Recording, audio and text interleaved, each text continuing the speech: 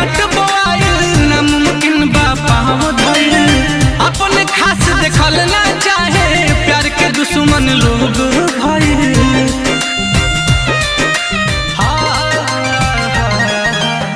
डेगे डेगे काट बोआइल नामुमकिन बा पाँव धइल। अपने खास देखल ना चाहे प्यार के दुश्मन लोग भइल। प्यार के फूल सूखल नफरत वाला घाम से बदनाम भइनी रानी तोहरे नाम से। बर्बाद कके जिएलू आराम से बदनाम भइनी रानी तोहरे नाम से।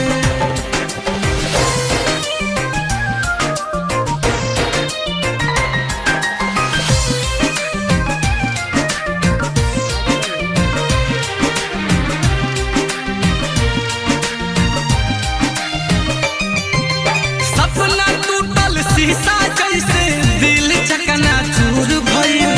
नीलकमल अखिलेश कलेश में मुएला मजबूर भइल।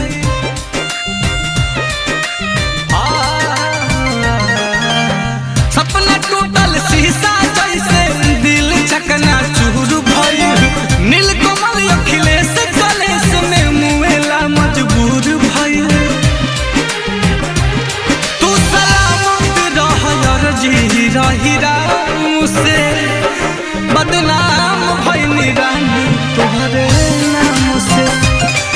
बर्बाद कके जिएलू आराम से बदनाम भइनी रानी तोहरे नाम से।